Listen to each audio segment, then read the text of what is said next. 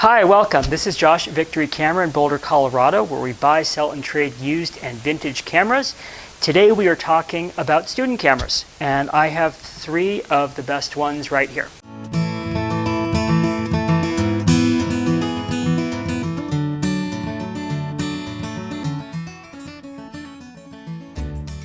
When you're shopping for a camera for a photo class, they're going to be teaching you the fundamentals of photography. So they're going to want you to have full manual control, and that is focus, shutter speed, and aperture. And the three cameras we've selected today offer all of these. Okay, first of all, we have the venerable K1000, the Volkswagen Beetle of photography. This was introduced in 1976, made for 30 years, and they made 3 million of these guys. So this may be the most successful camera ever made.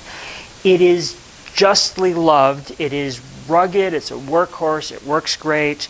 They're not expensive. We sell these for $165, depending on condition, in our store. This is a good choice. The interesting thing about this camera is it features the K-mount, which I believe was an open standard.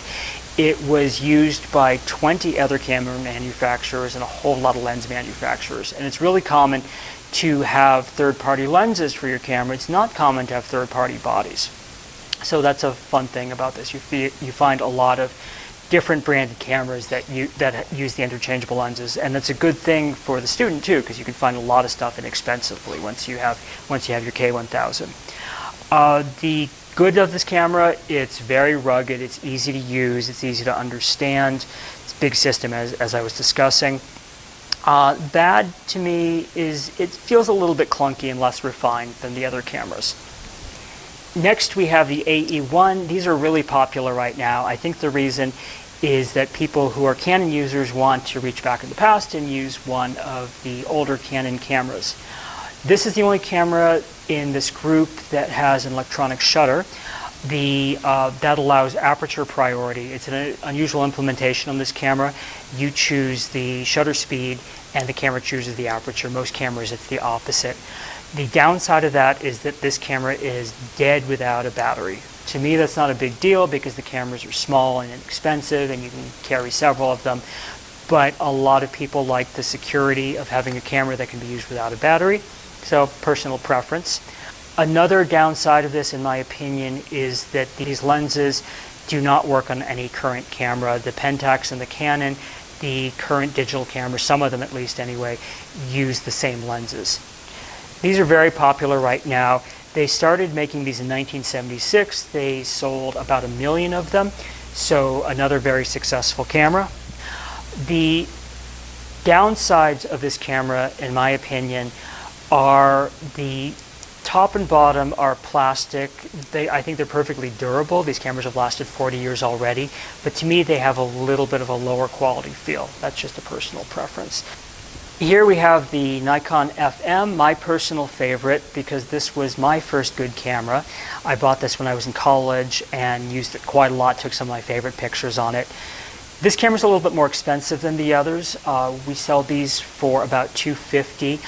I feel like it's worth the extra money. It has a high quality feel that is more than either of the other cameras.